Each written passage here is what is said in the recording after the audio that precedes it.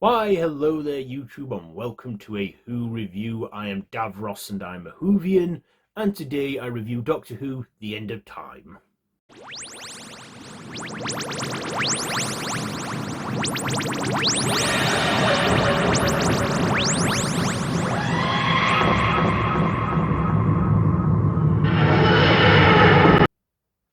So this is a two-part special from Christmas 2009 that aired on Christmas Day and New Year's Day of 2009 and 2010. So the Doctor returns to present-day Earth, where he's reunited with Wilfred Mott, Bernard Cribbins, and discovers that the Master is back after the Ood foreshadow it to him when he answers their call after taking the long way round to them, and discovers that the Master isn't as dead as he thought, as he finds out there's a part of him that survived after he died in the events of Last of the Time Lords, and that he had followers that were ready to resurrect him, and they did, by using his wife as well as a catalyst for DNA transfer. They brought the Master back to life, but with his resurrection being interfered with by his wife Lucy, his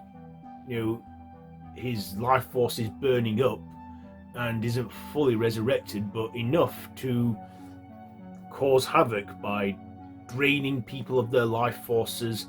And then of course the Doctor finds him, confronts him, discovers that the sound of drums in his head isn't just him going nuts, but there is something in there. We also get a narration from Timothy Dalton as the narrator, and then of course the Master, he goes to this mansion owned by Joshua Smith, who wants to make an immortality machine, but the Master hijacks it and uses it to turn everyone into him, which is a bonkers thing to do. Why would you want to rule a world where everyone is you? It's crazy. But then in a twist of events, we discover that the Time Lords aren't as dead as we thought as they return. And in the second part, in the side story, we find that the Time Lords are trying to get out of the time lock. And we find out that the Doctor didn't exactly destroy the Time Lords. What he did was he used a moment to lock them in time, and they locked them in the Time War where they could never get out. But the Doctor chose to remember them as a loving race, and that they're dead. And when the Doctor finds out on a Vinvoce ship, because he befriends some Vinvoces that are also on Earth analysing this whole Smith problem, and of course the Doctor finds that he now must face the Time Lords, and the President, played by Timothy Dalton, reveals to be none other than Rassilon himself, and is wanting to bring Gallifrey out of the time lock and unleash hell, unleash the Time War, as we find out that the Doctor tells the Master, because he wasn't there on the final days of the Time War, that the Time War turned into hell. And after the Master comes to his senses, he saves the Doctor after the Doctor spares him, and the Master takes the Time Lords back into the time lock.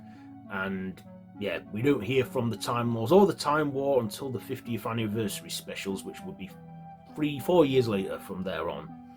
But of course the Doctor in a brief moment finds he's still alive, but then he hears them 4 knocks, not from the Master, but from Wilfred Mott, and it's revealed that Wilf was the 4 knocks all the time.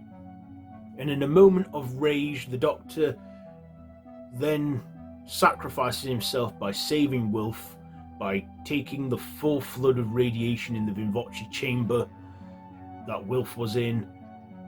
And then it starts. But before he goes, he does bid farewell to each of his companions, including some other faces he knew throughout that time, including Mickey and Martha, Joan's descendants, Sarah Jane.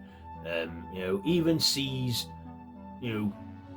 Wilf one last time and gives him a lottery ticket to give to Donna as wedding gift. And it's a good 13 years before we find out what she does with that lottery money, and before we even see Donna again. But the Doctor has one last look at Rose before she knew him in New Year 2005, where it kind of all started for us, and then he slowly staggers back to his TARDIS and retreats there to regenerate on his own, and At the time we didn't know that this was Regeneration 13 until the end of the 11th Doctor's era, but yeah, the Doctor trashes the TARDIS and the newly regenerated 11th Doctor starts hurtling towards Earth, setting things up for the 11th Doctor era to come. And when I watched it, that sadness just went and I was like, well, here we go again. So that's the story there. What did I like about this one?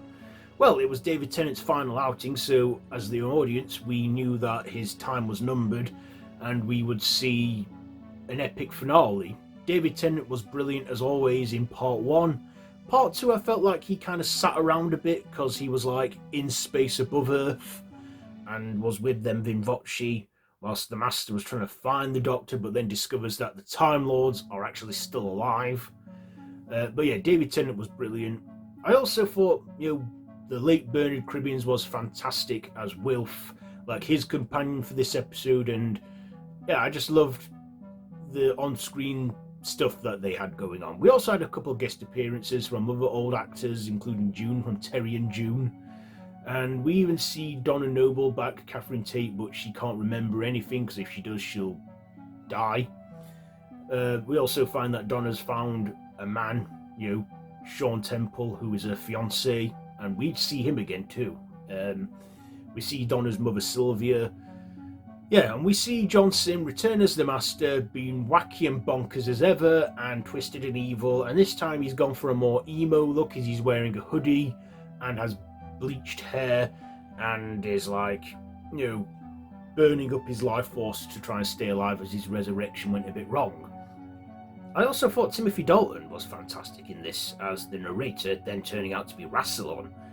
Of course, we all know Timothy Dalton from playing James Bond and Shakespeare stuff and that.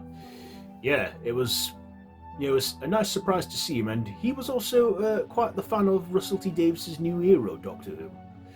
And yeah, he played a good antagonist in this one, which I liked, and I thought it did a good performance. We also, for the first time in the revival era, see the actual Time Lord Society. And when we watched part 1, I remember watching it thinking, so the Time Lords are alive, they're going to save the Doctor.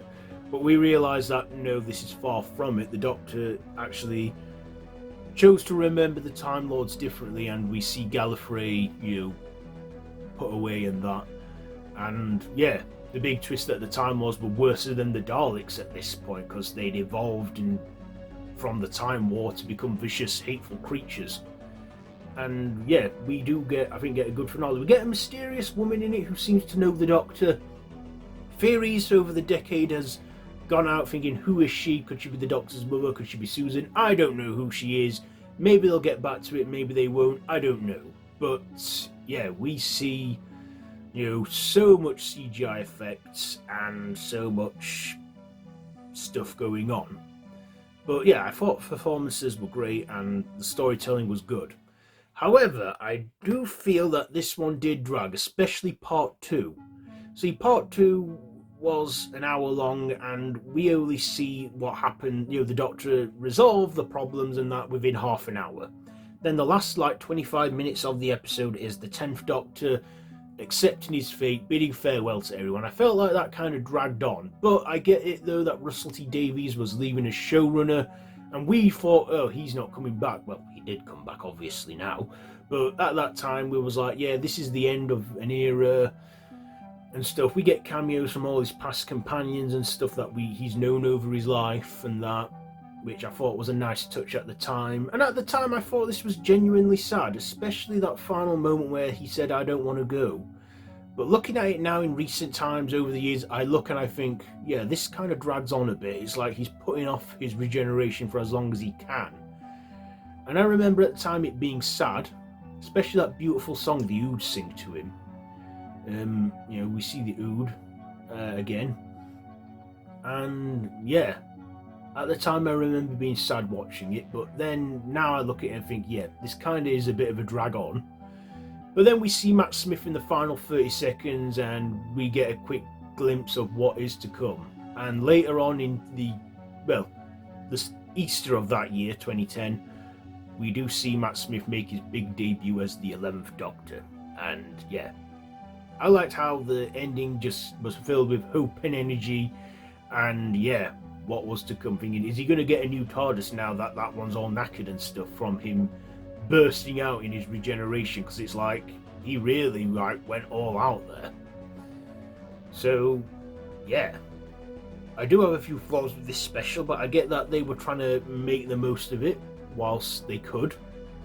But yeah, over the years I feel that this one, particularly part 2, hasn't really aged all that well for me personally, but given at the time I thought it was stunning and visual and all that. Anyway, yeah, I think I've said enough now. Let's get to my ratings.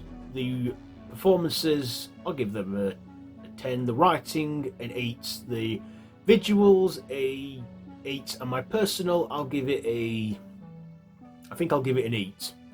So yeah, there you go, my review for Doctor Who, The End of Time. So have you seen this one? Let me know what you think down below in the comments. If you like this video, be sure to give it a big thumbs up, share it with your friends, and feel free to subscribe to the channel if you haven't already, and to hit that notification bell. I have been Davros the Whovian, and this has been a Who review on Doctor Who, The End of Time.